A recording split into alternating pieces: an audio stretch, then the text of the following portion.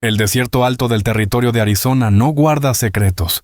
Antes de comenzar esta aventura, no olvides darle a me gusta al video y dejarnos saber en los comentarios desde dónde lo estás viendo.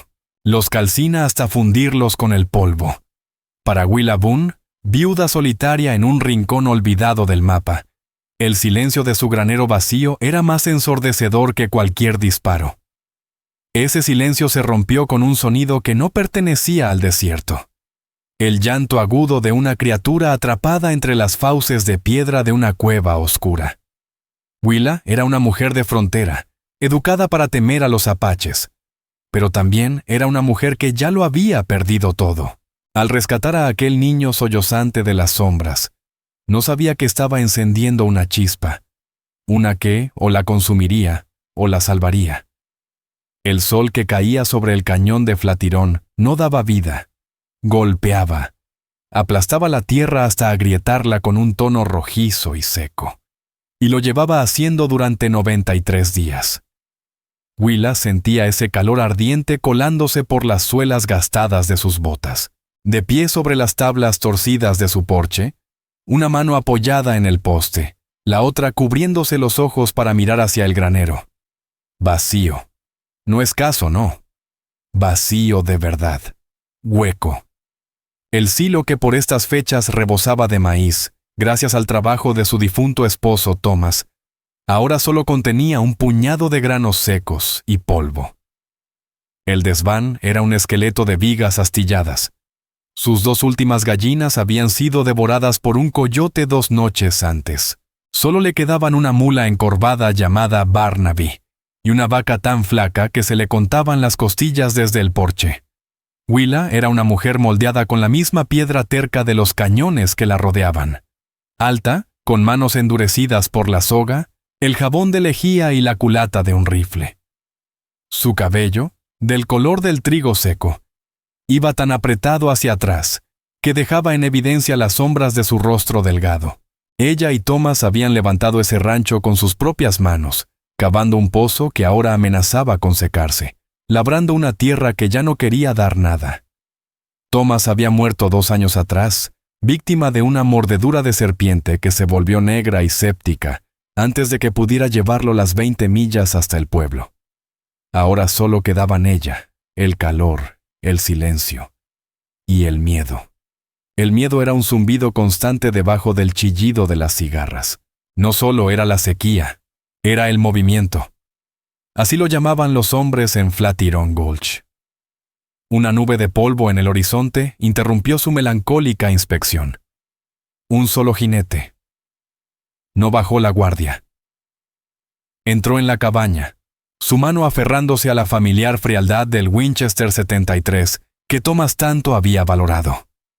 Se colocó justo detrás del marco de la puerta, oculta en la sombra, y esperó. El jinete aminoró el paso al llegar a la línea del terreno. Era Cyrus Flint. A Willa no le gustaba Cyrus.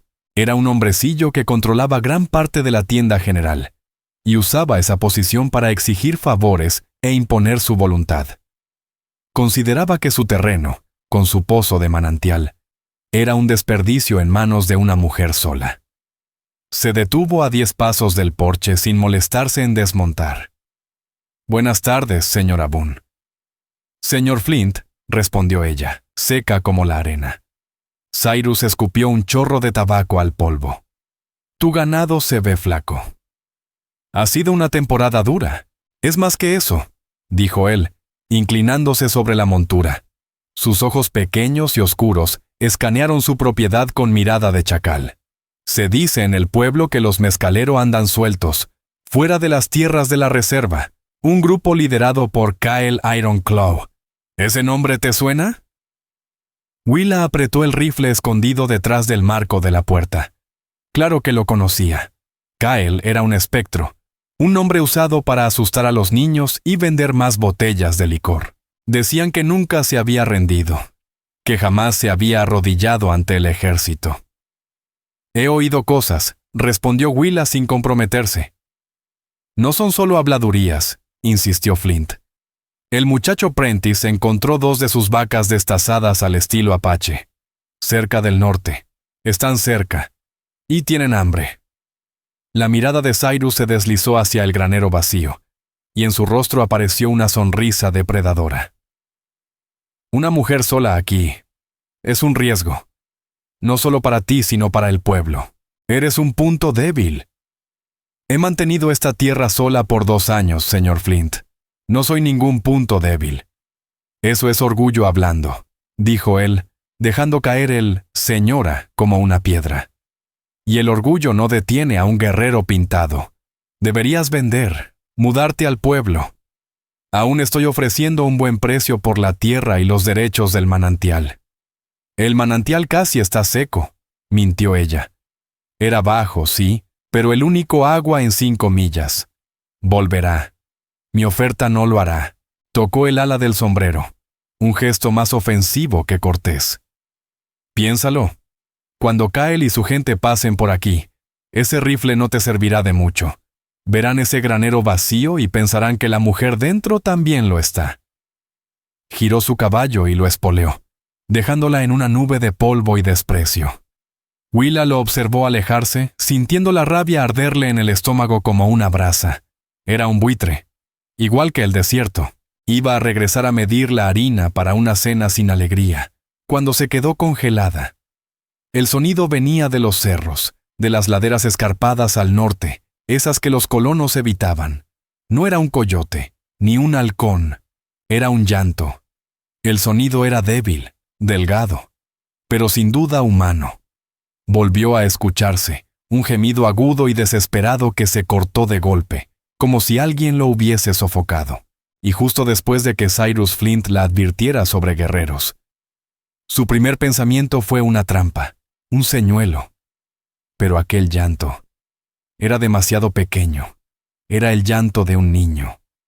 La razón, la prudencia y todas las duras lecciones que la frontera le había enseñado a Willa Boone le gritaban que cerrara la puerta y esperara al amanecer. Un niño llorando entre las rocas podía ser un cebo. Podía ser un pequeño colono perdido de alguna carreta. Pero nadie cruzaba el paso del norte. Era muy peligroso. Eso dejaba solo una posibilidad terrible. El sonido volvió, más débil esta vez. Un sollozo roto, lleno de miedo. El corazón de Willa, ese que creía tan seco y endurecido como la tierra, dio un vuelco doloroso. Ella y Thomas nunca habían tenido hijos. El vacío de su cabaña era el reflejo exacto del vacío de su granero. Agarró el Winchester, revisó el cargador y se echó a la espalda una cantimplora con su agua más preciada. Se repitió que solo iba a mirar. Sería una tontería, habría dicho Thomas, pero Thomas ya no estaba. No avanzó hacia el camino, sino hacia el noroeste, metiéndose entre colinas de arenisca y matorrales secos. El sol empezaba a caer, tiñendo las nubes de naranjas violentos y púrpuras profundos. Aquello era tierra roja, sí, y ese calor seguía saliendo de las piedras, convirtiendo los cañones en hornos. «¿Hola?», llamó, y su voz sonó pequeña.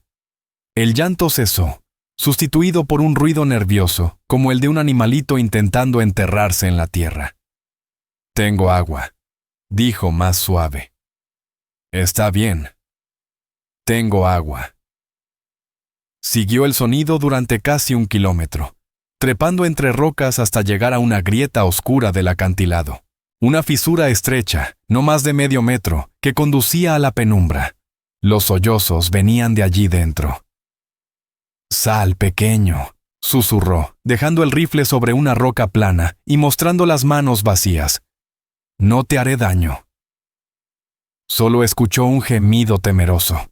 Ese era el instante crucial. Podría haber una serpiente ahí, un puma, o algo peor, un guerrero escondido usando a un niño como cebo. Willa respiró hondo. Olió la piedra caliente, la salvia seca. Sacó un fósforo de su delantal, lo encendió contra la roca y se metió en la estrecha abertura. La cueva era pequeña, apenas 3 metros de fondo. La llama temblorosa proyectaba sombras enormes en las paredes. En el fondo, acurrucado detrás de una piedra, había un niño. No tendría más de 3 años. Vestía solo un pequeño pantaloncito de piel de venado. El cabello negro estaba lleno de polvo, las mejillas marcadas por lágrimas y tierra roja. Su piel ardía, reseca, y era, sin duda alguna, apache. La miraba con los ojos muy abiertos, tan negros y aterrados que parecía no poder emitir sonido alguno. «Dios santo», murmuró Willa. El fósforo le quemó los dedos y los soltó, hundiéndolos en la oscuridad. El niño jadeó y retrocedió más. «Tranquilo», dijo ella temblándole la voz mientras buscaba otro fósforo. «No voy a hacerte daño». Encendió el segundo. El pequeño estaba acorralado, su cuerpecito temblando. Entonces lo vio. A un lado había una bolsita tejida con bayas secas y una diminuta cantimplora, de las que usa un niño. Estaba vacía. Esa imagen le heló la sangre más que la oscuridad misma. No estaba perdido. Alguien lo había escondido. Alguien pensó volver. Alguien lo dejó con provisiones, que ya se habían agotado. Destapó su cantimplora. El sonido del agua hizo que el niño clavara la mirada en ella. Emitió un quejido bajo, casi animal. Willa se arrodilló, avanzando de rodillas y extendiendo la cantimplora. «Agua», dijo suave. «Mira. Agua». El niño dudó. El miedo peleando contra la sed. Al final, la sed ganó. Se lanzó hacia la cantimplora como un animal acorralado, agarrándola con ambas manos y tirando de ella. Bebió con desesperación, el agua escurriendo por su barbilla.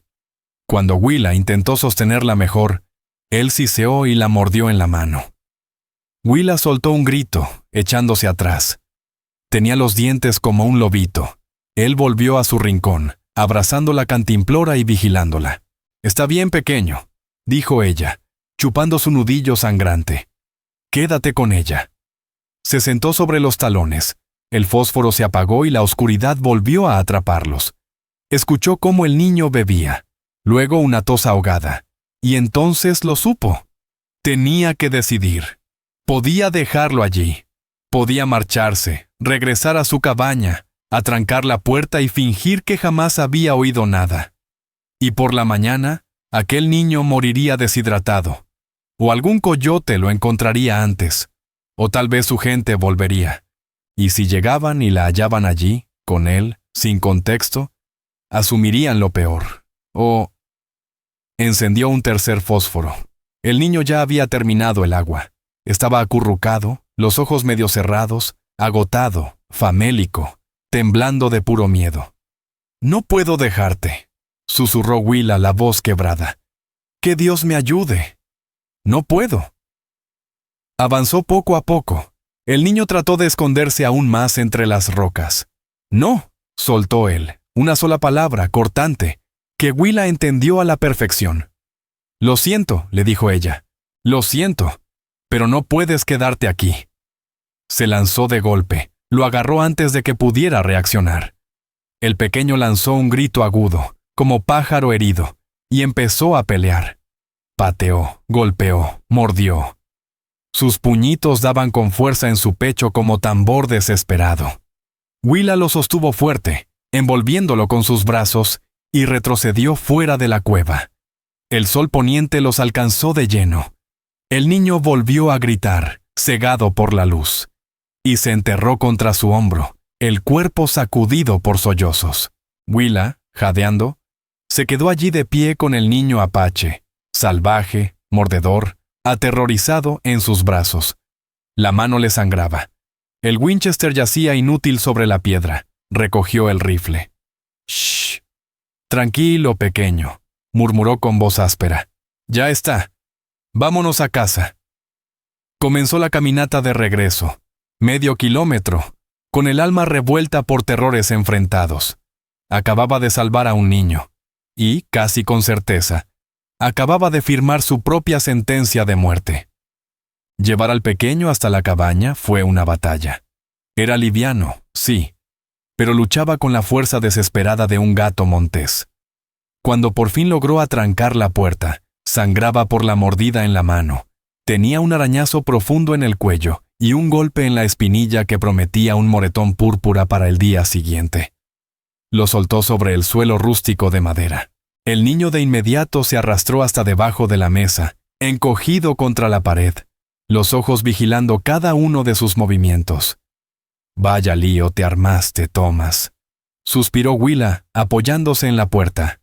«Un lío de los buenos». La cabaña tenía un solo cuarto, con un altillo donde Thomas guardaba los arreos y donde ahora ella almacenaba sus conservas. Una chimenea de piedra ocupaba toda una pared. Del otro lado, una cama con cuerdas y un colchón gastado. Limpia, sencilla, solitaria. El niño la observaba. «Estás hecho un asco», murmuró, más para sí que para él. Fue al lavabo, vertió un poco más de su preciada agua del pozo. El niño se encogió. Willa lo ignoró, empapando un trapo. Se acercó con lentitud. «Vamos, ven aquí. Te necesito limpio». El niño siseó. Willa endureció la voz. «No te estoy preguntando». Le sujetó el tobillo y lo arrastró fuera. Él escupía, se retorcía, daba zarpazos, pero ella lo mantuvo firme y empezó a limpiarle la cara. El barro salió en rayas gruesas, dejando ver unos rasgos finos y marcados, con un moretón oscuro sobre el pómulo. Siguió luchando, pero sus fuerzas se habían agotado. El calor y el trayecto lo habían dejado vacío. Cuando terminó, Willa notó un cordón de cuero atado a su cuello. De él colgaba una pequeña figura de turquesa, tallada con esmero en forma de pluma de halcón. Alzó la mano y la tocó suavemente. «¿Y esto qué es?». El niño reaccionó de inmediato. Protegió el amuleto con ambas manos, los ojos llenos de un enojo feroz y repentino. «Vale, tranquilo», susurró Willa. «Es tuyo». Tenía hambre. Él también, seguramente. Y no había mucho que ofrecer. Desmigó un pedazo de pan de maíz seco en un cuenco. Lo humedeció con un chorro de leche de su vaca escuálida. Empujó el cuenco por el suelo hasta que quedó debajo de la mesa. El niño lo miró, receloso, como un animal salvaje que sospecha del anzuelo. Pero el olor del maíz y la leche fue demasiado. Lo arrebató de golpe, se dio la vuelta y empezó a engullir la mezcla con las manos, sin decir palabra. Willa se sentó en su banquillo, apoyando el Winchester sobre sus piernas. La adrenalina se le desvanecía del cuerpo, reemplazada por un cansancio que venía desde los huesos. Y por un miedo más hondo, más frío. ¿Qué había hecho? Cyrus Flint había tenido razón. Los apaches estaban cerca, la familia de ese niño, y ellos lo estarían buscando. Y cuando lo encontraran aquí, con ella, una mujer blanca, no verían un rescate, verían un secuestro. Willa lo observaba comer, apretando los nudillos contra el rifle. Afuera, el sol caía. La cabaña se llenó de sombras. El niño, con la barriga ya llena, gateó de nuevo bajo la mesa, con un suspiro profundo, como si soltara semanas de miedo. Se quedó dormido. Willa no durmió. Se sentó en su mecedora, el rifle sobre las piernas, vigilando el rectángulo oscuro de la ventana. Cada soplo de viento era un paso furtivo. Cada ulular de búho, una señal. Estaba esperando el fuego. Los gritos de guerra. No vinieron. El amanecer llegó gris, despiadado. Nico Wildfeather seguía dormido. Willa Boone se sentía pesada, los pensamientos espesos como barro. Tenía que llevarlo al pueblo, a Flatiron Gulch. Jed Carver, el ayudante del alguacil, sabría qué hacer. Podía avisar al ejército, a la reserva. Ya había decidido hacerlo cuando escuchó los caballos. No eran los pasos suaves de mocasines que había temido. Eran herraduras. Paso firme. De colonos. Se asomó por la ventana. Era Cyrus Flint. Y no venía solo. Lo acompañaban Amos Pike y Jeb Hollow, el herrero del pueblo. El estómago de Willa se convirtió en hielo. Fue hacia la puerta con el Winchester en las manos y se plantó en el porche. Flint tiró de las riendas. Sus ojos fueron directo al rifle. «Estás nerviosa, señora Boone». ¿Qué quiere, señor Flint? El pueblo está revuelto. Mi esposa te vio ayer, al atardecer, saliendo de las rocas rojas. Llevabas algo en brazos. Pensó que era un fardo. Y después, añadió, bajando la voz, se escuchó llanto. Desde tu cabaña. La cara de Willa era de piedra. Encontré a un niño perdido. ¿Un niño perdido?, repitió Flint con una voz empapada de falsa sorpresa. Bajó del caballo, acercándose paso a paso. ¿Qué clase de niño perdido, eh? No es de los nuestros. Están todos contados. Se detuvo al pie de los escalones. Lo tenía tan cerca que podía olerle el aliento avinagrado a whisky. Enséñanos al niño, Willa. Está dormido. Y tiene miedo. Te quedas donde estás. ¡Está escondiéndolo!, gritó Flint hacia los otros. Se los dije. Está colaborando con ellos. ¿Colaborando?, preguntó Amos Pike, nervioso, moviéndose en su silla de montar. Cállate, Amos, cortó Flint. Ha metido a un crío apache en su casa. Después de que la advertí, está poniendo en peligro a todo el valle. Y como si los gritos lo hubieran convocado, el niño apareció en la puerta, detrás de Willa. Se había frotado el sueño de los ojos, el cabello negro hecho un desastre. Vio a los hombres a caballo, y entonces hizo lo único que selló el destino de Willa. Corrió hacia ella, se abrazó a su pierna y escondió la cara en su falda. Un suspiro colectivo se escapó de los hombres montados. El rostro de Flint cambió. Se volvió duro, justiciero. Un fuego de cólera satisfecha. Ahí está, murmuró con voz baja y afilada. Lo trajiste tú. Metiste una serpiente en tu casa, Willa, y ahora la arrastras hasta nuestro pueblo. Estaba solo, dijo Willa, la voz temblorosa pero firme. Muerto de hambre, en una cueva. ¡Mentiras!, escupió Flint. Lo robaste. ¿Qué fue? ¿Un trueque? ¿Suministros por favores? Una amiga de los indios, escupió. Y vas a atraer sobre nosotros la furia de Kyle Ironclaw. Lárgate de mi propiedad, Cyrus. Nos llevamos al mocoso, dijo él, subiendo el primer escalón. Lo entregaremos al ejército. Ellos sabrán qué hacer. No lo permitiré.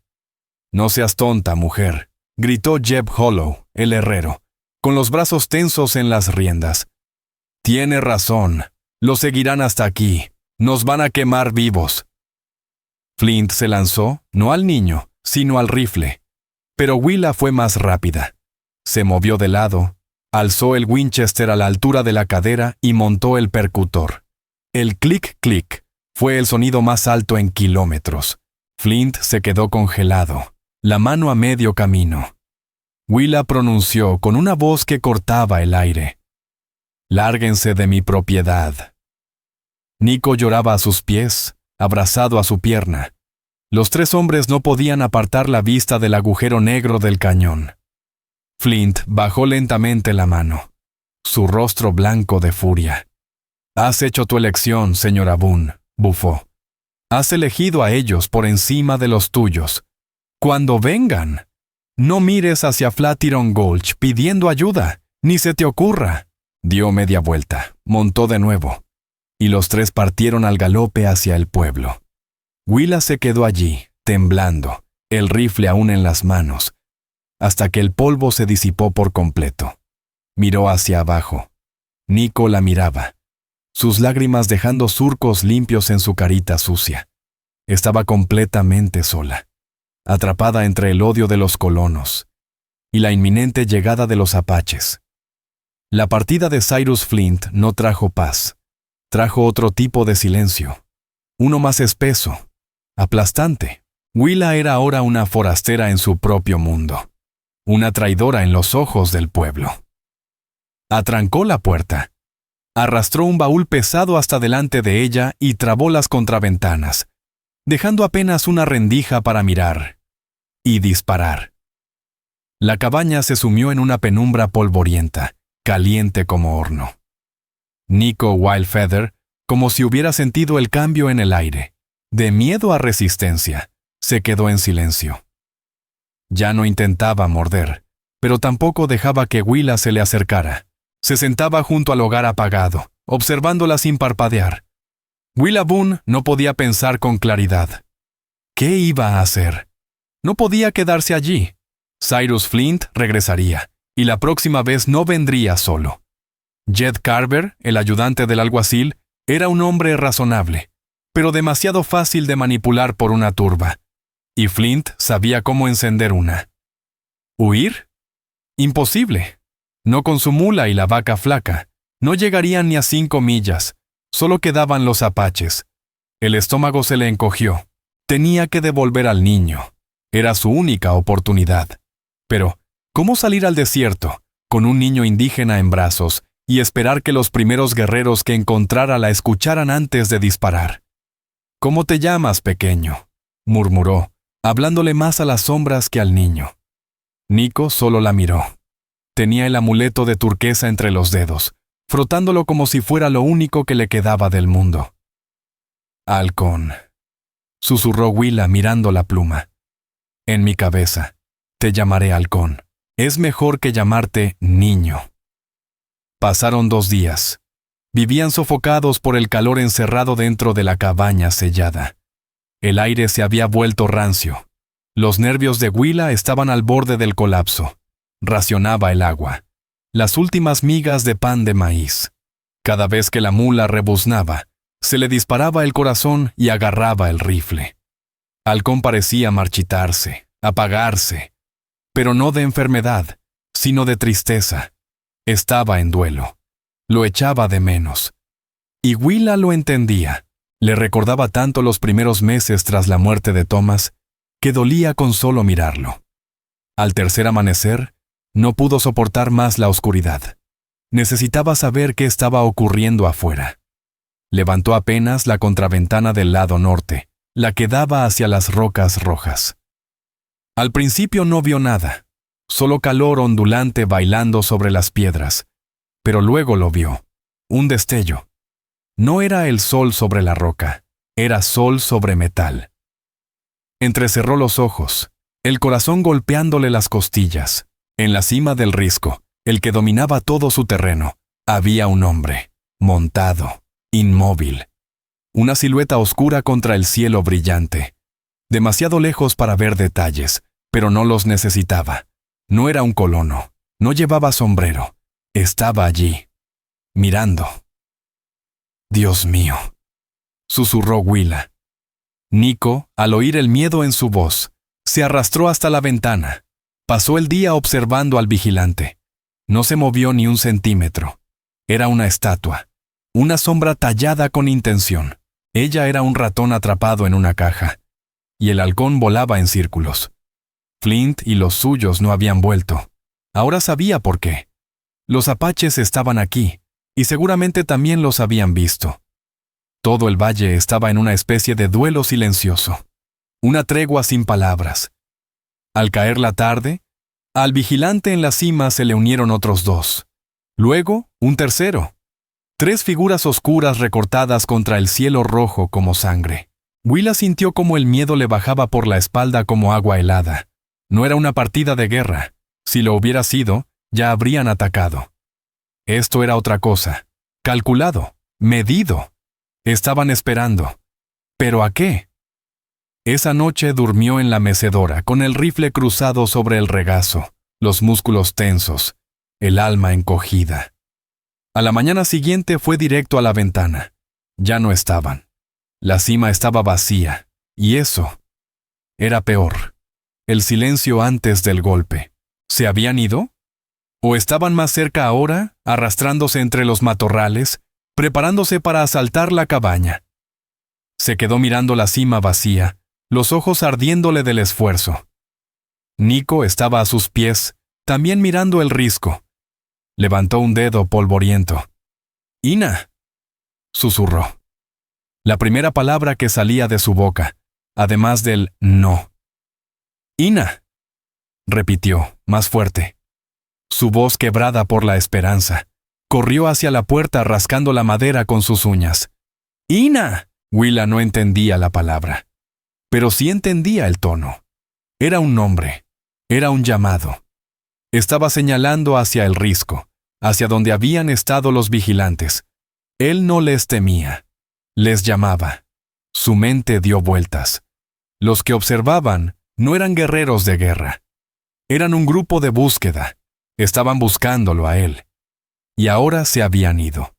Miró al niño, que ahora lloraba junto a la puerta, repitiendo esa palabra una y otra vez. Tomó una decisión. Probablemente era la decisión más tonta y temeraria que había tomado en su vida. Pero quedarse era una sentencia de muerte.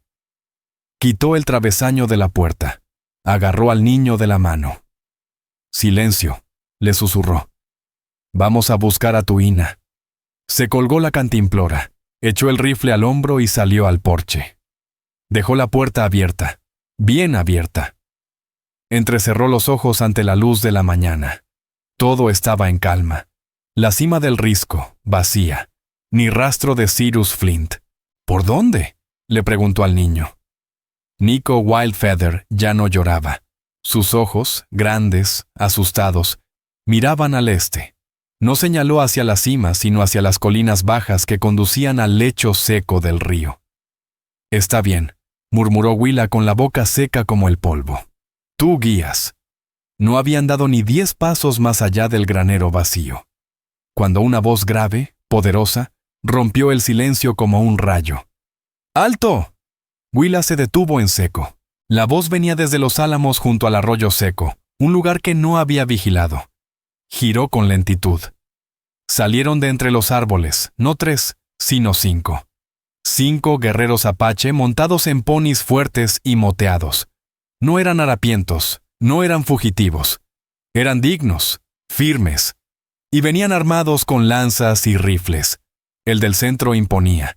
Su rostro estaba pintado con 2 franjas negras sobre las mejillas, el cabello largo recogido con una cinta simple. Sus ojos, negros y afilados, estaban fijos en ella. Tenía que ser Kyle Ironclaw. Willa apretó la correa del rifle sin pensarlo. El niño soltó su mano, dio un paso, luego otro, y entonces corrió. Sus piernitas se movían con fuerza, con alegría pura. «¡Ina!», gritó con voz rota de emoción. Una figura montada a la derecha de Kyle rompió la formación. No era un guerrero, era una mujer. Saltó del caballo antes de que éste se detuviera por completo. Cayó de pie. Corrió. Se encontraron a mitad del camino. Ella lo alzó en brazos, lo apretó contra su pecho, su rostro hundido en su cabello, el cuerpo sacudido por sollozos. Le murmuraba con amor. Rápido. Acariciándolo, besándole la cabeza, Willa soltó el aire que había estado conteniendo. Se acabó. Era un rescate. Dejó caer el rifle, que colgó inofensivo por la correa. Incluso se permitió una leve sonrisa, débil, temblorosa. Pero al mirar al líder, el alivio se congeló. Kyle Ironclaw no se había movido. Su rostro no mostraba alivio. Era una máscara de furia gélida. Se desmontó en silencio, entregó las riendas al hombre a su lado y empezó a caminar hacia ella. Alto. Y con cada paso, parecía más grande. Se detuvo a 3 metros. Habló en un inglés torpe, con fuerte acento. «Tú tomaste al niño». No era una pregunta, era una condena. El mundo se tensó en un segundo. La alegría de la reunión se desvaneció. Solo quedaba ese sabor metálico del miedo. Sunny Moondrift apretaba al niño contra su pecho, de espaldas a Willa susurrándole. Los otros 3 guerreros se habían dispersado en abanico. No levantaban sus armas, pero estaban listos. Y Kyle la miraba, fijo, mortal. «No», dijo Willa, la voz reseca. «Lo encontré». «¿Encontraste?», repitió él como si la palabra escupiera veneno.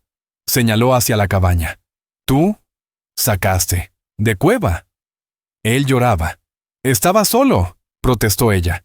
«Sediento. Lo traje. Le di agua». El rostro de Kyle no se inmutó. Para él, los hechos eran simples. El niño estaba en un escondite sagrado. Y ahora estaba aquí, en casa de una mujer blanca. Eso era robo. ¿Dónde? Gruñó. Los otros. Tus hombres. Sus ojos escudriñaban el terreno. ¿Qué hombres? No hay nadie más. ¡Mentira!, gritó uno de los guerreros. Vimos 3. Justo aquí, en tu casa. Eran tus cómplices. La sangre de Willa se volvió hielo. Habían visto a Cyrus Flint y sus hombres, y pensaban que estaban juntos. Pensaban que ella era parte de un secuestro. ¡No, no!, negó ella con desesperación. Ellos me odian. Nos odian a los dos, señaló al niño. Kyle no se movía. No creía ni una palabra. Dio un paso más, y en ese instante, un sonido rompió la tensión como un trueno. El golpeteo de cascos cerrados, galopando desde el sur. «¡Mírala! ¡Ahí está!», rugió una voz. Cyrus Flint, con Amos Pike, Jeb Hollow y otros 4 hombres del pueblo, salieron de entre los árboles junto al camino principal, cargando con sus rifles. Los caballos de los colonos llegaron levantando una nube de polvo que se desparramó como una tormenta, formando una segunda línea de amenaza. Venían armados hasta los dientes. «¡Vaya, vaya!», vociferó Cyrus Flint, con el rifle apuntando no a los apaches, sino a Willa Boone. «Te atrapamos, ¿verdad? Tratando con el enemigo, comerciando, o simplemente dándoles ayuda». Todo se había convertido en una pesadilla. Willa estaba atrapada en un triángulo de muerte. Kyle Ironclaw y sus guerreros al frente. Flint y los colonos por detrás. Sunny Moondrift había metido al niño tras los caballos. Kyle se giró lentamente, con la palma alzada. Sus guerreros tensaron los cuerpos, levantando los rifles ante la nueva amenaza. «Esto no es asunto tuyo», dijo Kyle, dirigiéndose a Flint. «¿No es mi asunto?», se burló Cyrus, soltando una risa aguda y desagradable. «Estás en nuestras tierras, salvaje, y esa mujer», apuntó con el dedo a Willa, «es una traidora. Ha dado cobijo a tu cría. Sea lo que sea que hayan pactado tú y ella, se acabó». Willa estaba sola, en medio de los 20 metros que separaban a ambos grupos, ni con los apaches, ni con los suyos. Sola. «Señor Flint, tiene que escucharme», gritó ella, la voz quebrándose. «Yo no lo robé, lo encontré». «Cállate, traidora», bramó Flint. «Jed Carver está indispuesto. El pueblo me ha nombrado para actuar en su lugar. Y yo digo que nos llevamos a la mujer. Y al mocoso. Los demás», miró a Kyle, «pueden largarse, o acabar enterrados aquí». Era un farol, uno estúpido y arrogante. Los 7 hombres de Flint estaban tensos, sus caballos inquietos, dudaban. Pero los 5 guerreros de Kyle parecían tallados en piedra, firmes, en calma, sus ponis inmóviles, su puntería perfecta. Estaban en inferioridad numérica, pero no en desventaja. Kyle miró a Flint y luego a Willa. Vio el terror en sus ojos, vio que no tenía a nadie, y vio el odio encendido en el rostro de Flint. Una chispa cruzó su expresión, duda, confusión, algo más profundo. «Ella, no con ustedes», afirmó Kyle. «Es peor», escupió Flint. «Es una traidora. Entréganos a la mujer, salvaje. Ese es nuestro problema». «No», dijo Kyle. La mandíbula de Flint cayó. Por un instante se quedó mudo. «Lo que ella sea, es nuestro problema». Kyle volvió a centrar toda su atención en Willa. Los colonos, por un momento, no importaban. Él era el juez. «¿Dices que encontraste?» «Sí», susurró Willa con los ojos abiertos de par en par. «En la cueva, entre las rocas rojas. Lo dejaron allí. Tenía una cantimplora, vacía, y vallas. Balbuceaba, pero cada detalle era importante. Tenía esto». Señaló el pequeño amuleto de turquesa en forma de pluma que Nico apretaba con fuerza entre los dedos, asomando desde el regazo de su madre. Al oír lo del amuleto y las vallas, Sunny Moondrift alzó la mirada. Dijo algo rápido a Kyle en lengua apache. Él giró bruscamente hacia ella. Escuchó. Suni volvió a hablar, con tono urgente. Señaló al niño, luego al cielo, luego hacia el noreste. Un guerrero que hasta entonces no había hablado, alzó la voz. Su inglés era claro, aprendido en algún puesto de comercio. Dice que es verdad, tradujo mirando a Willa. Ella ocultó al niño, Tilichoji. ¿Su nombre? Murmuró Willa. Tilichoji. Pequeño perro de la pradera, explicó el guerrero. No fueron los blancos. Fueron los comanches. Una emboscada. Vinieron desde el noreste. Suni corrió. Dejó al niño, a Tilichogi, en la cueva. Es un lugar sagrado. Le dejó agua, comida. Corrió. Para que los comanches la siguieran. La historia salió de golpe. Había habido una escaramuza, 2 días de huida. Habían perdido a los comanches, pero cuando Suni y Kael, el padre del niño, volvieron a la cueva, Tilichoji ya no estaba. Las huellas, dijo Kael con voz baja como plomo. Conducían aquí, a esta casa. Pensamos, añadió el traductor, que tú eras una Nardli, una esclavista. Vimos a los hombres, dijo lanzando una mirada cargada de veneno hacia Flint. Pensamos que vendiste a nuestro hijo a ellos. Flint bufó. ¡Qué conveniente! Un cuento de hadas. ¡Tonterías! ¡Basta!, rugió Kael. La palabra tuvo el peso de un puñetazo. El caballo de Flint incluso se echó hacia atrás. Kael volvió a mirar a Willa. Su expresión ya no era de ira. Era algo mucho más difícil de descifrar. Una evaluación. Un juicio. Estaba rehaciendo su mapa del mundo. Miró a Willa, luego a su casa. Vio las ventanas bloqueadas. El arcón empujado contra la puerta. Kael Ironclaw vio el granero vacío. Vio la casa con las ventanas atrancadas. No era el refugio de una mujer dispuesta a negociar. Era el refugio de una que se había atrincherado para resistir. ¿Tú luchaste contra ellos?, preguntó Kael, señalando a Cyrus Flint. Sí, dijo Willa Boone, sin apartar la mirada. Ayer intentaron llevarse a Tilichogi. Apunté mi rifle, les dije que se marcharan. El rostro de Flint se puso morado. Ella misma lo admite, escupió furioso. Defendió a ese salvaje por encima de los suyos. Kael asintió, muy despacio. Las piezas del rompecabezas se encajaban. Miró a Flint. Tú, márchate. Ahora, esto, dijo señalando con firmeza, no es asunto tuyo. No me iré, vociferó Flint. Estoy aquí para hacer cumplir la ley. Kael no gritó, no alzó la voz, solo alzó el rifle, montó el percutor y lo apuntó directo al pecho de Cyrus. Vete. Los otros 4 guerreros apaches hicieron lo mismo. Los rifles subieron como uno solo, cada uno apuntando a un colono diferente. El grupo de Flint se deshizo como barro seco. Amos Pike y Jeb Hollow alzaron las manos de inmediato. «Espera, Cyrus», chilló Jeb. «Yo no voy a morir por esto. Él tiene al niño. ¡Vámonos!».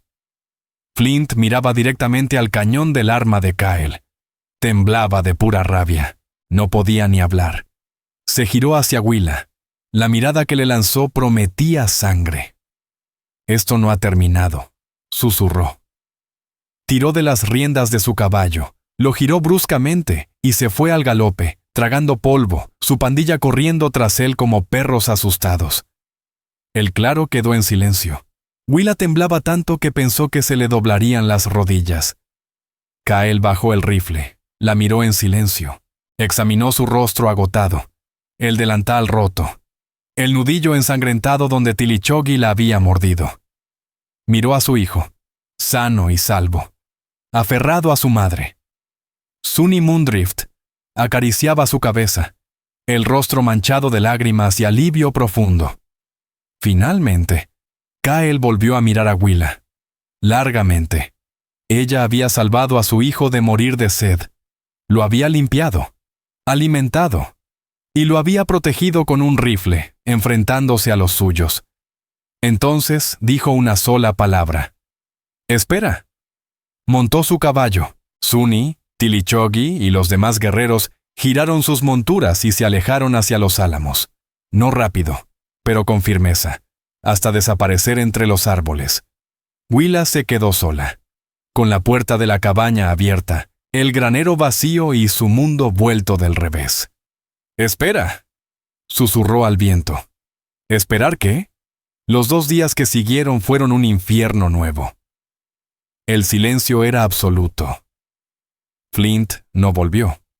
Los apaches tampoco, como si todo lo ocurrido hubiera sido un sueño febril, nacido del calor y del miedo.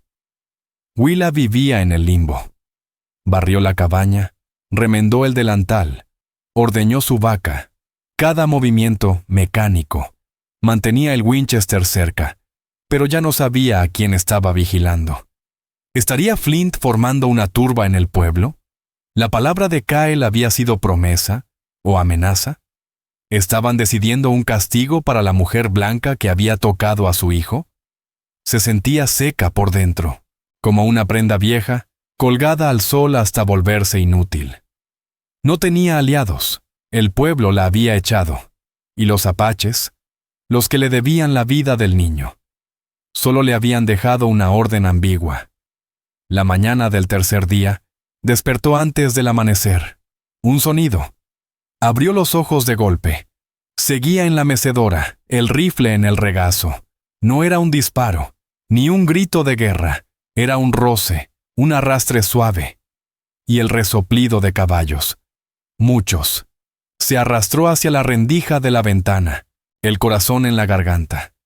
Su terreno estaba lleno de gente.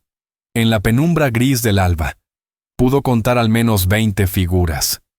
No eran guerreros, eran mujeres, hombres mayores, jóvenes apenas adolescentes.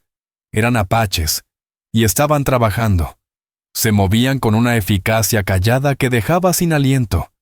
Una hilera de mujeres, Sunny Moondrift entre ellas, venía caminando desde donde estaban atados los ponis, cerca de los álamos. Los animales iban cargados con sacos de piel curtida. Las mujeres, sin decir palabra, iban entrando uno a uno en su granero. Willa, atónita, soltó el pestillo, apartó el baúl y abrió la puerta de golpe. Salió al porche. Nadie se detuvo. La miraron, una sola vez, y siguieron con lo suyo. Willa, confundida, caminó hasta el granero. Ese sonido rítmico, grave, era el sonido del maíz cayendo, del grano llenando los suelos vacíos. El antiguo granero vacío de Willa Boone ahora rebosaba vida. Una corriente de maíz azul, rojo y amarillo caía en cascada desde los sacos, llenando el cribado como una bendición inesperada. Otros ponis eran descargados también. Costales de carne seca, frijoles, calabaza ahumada, pieles de búfalo y venado curadas con destreza, mantas tejidas con hilos gruesos. No era una limosna, era una cosecha, era una fortuna. Sunny Moondrift la vio. Caminó hacia ella. Su rostro ya no mostraba miedo ni lágrimas. Ahora había serenidad, seriedad, un respeto profundo. Alzó la mano. En su palma, relucía el amuleto de turquesa en forma de pluma de halcón. Se lo ofrecía a Willa. Willa, atónita, miró la piedra preciosa, luego a Sunny. Negó con la cabeza. «No», susurró. «No puedo». «Es de él», dijo señalando a Nico Wildfeather, que la observaba desde la seguridad del lomo de un pony. Sunny la miró con ternura y sonrió. Fue una sonrisa pequeña, pero clara como la luz al amanecer. Lo entendía. No era un trueque. Asintió con calma. Luego caminó hacia el porche de Willa y colocó el amuleto en la barandilla, justo al lado del poste que ella siempre aferraba con las manos. Un regalo no entregado, sino dejado allí, para que ella lo aceptara cuando estuviera lista. Un único jinete emergió entre los árboles. Era Kyle Ironclaw. Venía sin pinturas de guerra. Guiaba su caballo al paso hasta el borde del granero, observando en silencio cómo su gente trabajaba. Willa se acercó. No sabía qué decir. ¿Gracias? Parecía demasiado poco. Kyle la miró desde lo alto. Movió el mentón, señalando el granero, ahora lleno de vida, de colores, de futuro. ¿Tú diste de comer a mi hijo?, dijo. Su inglés seguía roto, pero su intención era cristalina. ¿Nosotros? ¡Damos a ti! Luego apuntó con el brazo hacia el corral, donde antes solo estaba su fiel mula Barnaby. Tú luchaste por él, dijo con voz firme. Tú perdiste a los tuyos. Willa miró. Atados a la valla había 4 caballos nuevos. No eran ponis, eran animales fuertes, pecho ancho, los que pueden tirar de un arado o arrastrar una carreta, los que aguantan el invierno. Por tu valor, añadió Kyle. Usó una palabra apache que Willa no conocía. Luego la tradujo con suavidad. Nusud. Es bueno. Willa Boone. La mujer que no había llorado cuando murió su esposo, ni cuando la sequía le arrebató la cosecha, ni cuando Cyrus Flint le apuntó con la muerte en los ojos. Sintió las lágrimas correrle por el rostro. Asintió, sin poder hablar. El trabajo terminó con la primera luz del sol. El granero, que había sido símbolo de fracaso y vacío, ahora rebosaba de vida. Su cribado de maíz estaba lleno, el altillo cubierto de carnes secas y pieles. El corral tenía caballos que harían que Cyrus Flint se atragantara de envidia. Kyle alzó una mano. Como uno solo, los apaches recogieron sus sacos vacíos, montaron sus ponis y se dirigieron de vuelta a los álamos. Sunny Moondrift fue la última. Llevaba a Tilichoggy delante, sobre la montura. El niño, con el rostro limpio y el estómago lleno, miró a Willa. No sonrió. Pero alzó la mano y agitó los dedos con suavidad. Willa alzó la suya, la misma que aún guardaba la cicatriz de su mordida. Y entonces se fueron. Desaparecieron en el desierto alto, como si fueran hechos del mismo polvo y luz que los había escondido. Willa se quedó de pie, en el amanecer. Lo único que se oía era el pisoteo tranquilo de sus nuevos caballos y el chirrido suave de la puerta del granero, vencida por el peso de su nueva supervivencia. Sobre la barandilla de su porche, la pluma turquesa atrapó el primer rayo del sol. Brillaba con un azul tan profundo que parecía imposible. Durante un largo rato Willa no se movió. La realidad física de lo que había ocurrido era abrumadora. El olor a maíz flotaba en el aire, espeso, honesto. Las pieles amontonadas bloqueaban la luz de la pequeña ventana del granero. Entró. Pasó los dedos entre los granos. Era real. Tocó el lomo de uno de los caballos. Estaba caliente, firme. Esto no era un regalo. Era un pago, un trueque. Pero no el que Cyrus Flint había imaginado. Era vida por vida, o más bien, vida por sustento. Kyle Ironclaw, a su manera, lo había comprendido todo. Había visto su granero vacío, a sus vecinos con el corazón lleno de odio. Había entendido que, al salvar a su hijo, Willa había firmado su sentencia con el mundo blanco. Ya no podía volver a Flatiron Gulch. No podía comprar harina en la tienda de Flint, ni pedir a Jeb Hollow que errara su mula. Así que Kyle le había devuelto el mundo. No solo le había dado alimento, le había devuelto la independencia. Kyle Ironclaw no le había regalado solo víveres, le había dado riqueza. Las pieles y cueros, por sí solos, valían más que todo lo que Cyrus Flint había ofrecido por su terreno entero. Los caballos eran el inicio de una nueva vida, el maíz, la carne. Significaban que Willa Boone sobreviviría el invierno que se avecinaba, y tal vez también el siguiente. Había sido salvada, no por el pueblo, no por la ley, no por el ejército, sino por aquellos a quienes, toda su vida, le habían enseñado a temer. Su ensueño fue interrumpido por el lento y pesado trote de un caballo solitario. Salió del granero, la mano instintivamente buscó el rifle que había dejado en el porche. Era Cyrus Flint. Venía solo. Montado, se detuvo en la misma línea de propiedad donde había estado días antes. observó. Sus ojos recorrieron los caballos, el granero, el saco de frijoles apoyado junto a la puerta. Su mandíbula colgaba. Había venido esperando encontrarla muerta o desaparecida. Había venido a echar un vistazo a lo que creía ya suyo. Y encontró una fortaleza. ¿Qué? ¿Qué es esto?, balbuceó. Willa caminó hasta el porche, recogió el Winchester, lo sostuvo con serenidad entre sus brazos. «Es un pago, señor Flint». «¿Pago?», repitió él, la voz como un chillido. «¿Te pagaron por qué? ¿Por encubrir?» «Me pagaron por decencia», respondió ella con la voz fría como piedra. «Un concepto que, estoy segura, usted no sabría reconocer». El rostro de Flint se deformó en una mezcla de rabia y algo nuevo.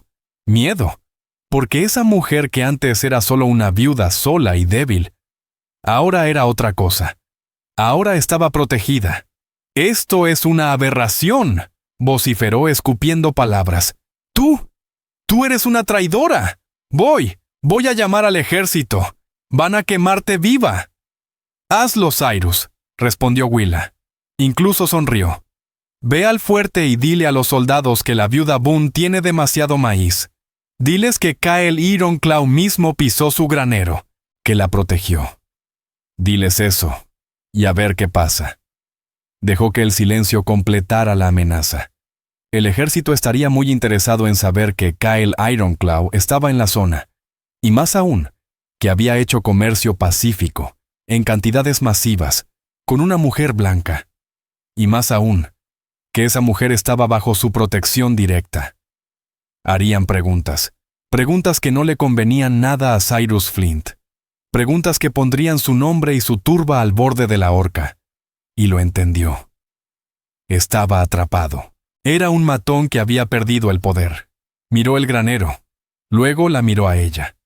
Vio el amuleto de turquesa brillando en la barandilla del porche. Un símbolo. Una bandera. Declaraba esa propiedad como fuera de su alcance. Sin decir una palabra más, giró su caballo.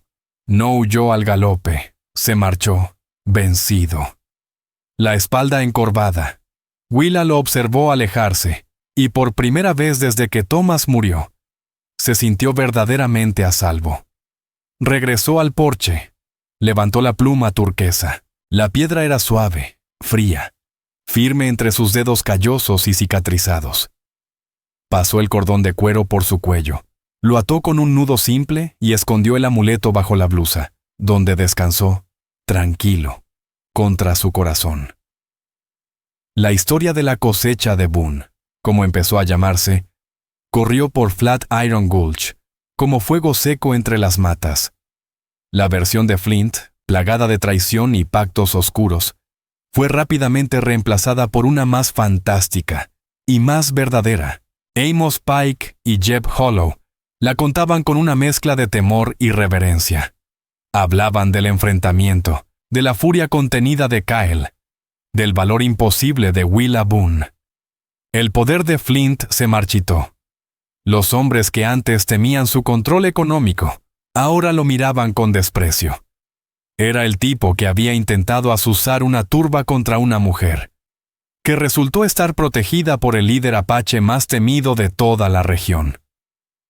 No solo fue cobarde, estaba equivocado. La vida de Willa cambió, no volvió al pueblo. Ya no lo necesitaba. Ese invierno fue uno de los más duros jamás registrados. La sequía terminó con una serie de tormentas de nieve que enterraron el territorio bajo casi 2 metros de blanco. En Flatiron Gulch, la gente pasó hambre. La tienda de Flint, aislada de las rutas de abastecimiento, quedó vacía en enero. Pero en la granja, junto a las rocas rojas, Willa Boone prosperaba. Tenía comida, calor, gracias a las gruesas pieles. Sus animales estaban fuertes. No solo sobrevivía, estaba floreciendo. En febrero, Jeb Hollow caminó los 30 kilómetros hasta su casa, el rostro demacrado. No llevaba rifle, solo un sombrero entre las manos. Venía a rogarle a cambiar su trabajo de herrero por un saco de maíz. Willa lo observó. A ese hombre que había cabalgado junto a Flint. Vio el hambre en sus ojos. Y asintió. «Un saco de maíz», dijo con calma, «a cambio de 2 juegos nuevos de herraduras para mis caballos y una bisagra nueva para la puerta del granero». Así empezó. Ella se volvió el nuevo centro de la economía del valle. La gente venía a ella, no a Flint. Traían herramientas, trabajo, noticias, a cambio del alimento que ella ahora tenía en abundancia. Willa Boone ya no regateaba, pero tampoco regalaba nada. Siempre pedía un trato justo. Siempre miraba a los ojos. Ya no era la viuda Boone. Ahora era la señora Boone, la mujer que había enfrentado a 2 enemigos al mismo tiempo, y había salido de pie. Nunca volvió a ver a Kyle Ironclaw, ni a Sunny Moondrift, ni al pequeño Nico Wildfeather. Las guerras apaches continuaron. Luego se apagaron. Llegaron las reservas, y con ellas, el silencio. El tren cruzó el territorio, pero pasó 10 millas al sur de Flat Iron Gulch, condenando al pueblo a convertirse en un cascarón vacío. Pero Willa se quedó. Vivió en su tierra 40 años más. Murió siendo una anciana fuerte, respetada y un poco temida, en la misma cabaña que había construido junto a Thomas. Cuando los nuevos colonos, los que llegaban en tren, vinieron a subastar su propiedad, encontraron que el granero seguía siendo la estructura más sólida de todo el condado, y entre sus pocas pertenencias, hallaron un pequeño cofre cerrado con llave. Dentro, solo había una pluma perfecta de halcón, tallada en turquesa, el cordón de cuero endurecido por los años. Les pareció una baratija india sin valor. Lo que no sabían es que aquella pluma era el recibo de la transacción más cara y valiosa jamás ocurrida en el territorio de Arizona. Era la prueba de un momento en que un simple acto de bondad humana cruzó una brecha más grande que cualquier cañón, y de que una deuda fue saldada, no con oro ni con sangre, sino con maíz, caballos y honor. Y esa es la historia de Willa Boone y la cosecha que se ganó. Una historia que nos recuerda que, en el duro viejo oeste, el valor no se medía por qué tan rápido desenfundabas, sino por quién eras. Cuando te quedabas solo entre la espada y la pared, entre tu gente y lo que sabías que era lo correcto. Porque a veces, un solo gesto de decencia puede cambiarlo todo. Y cuando el honor se paga en su totalidad, deja una huella que el tiempo no puede borrar. Si esta historia te ha conmovido, te invito a que nos acompañes a descubrir más historias reales del viejo oeste. Historias que honran la resiliencia, la ternura y el espíritu que Dios puso en quienes abrieron camino. Suscríbete, comparte, deja tu opinión en los comentarios y únete a nosotros una vez más para recorrer esta tierra indómita. Gracias.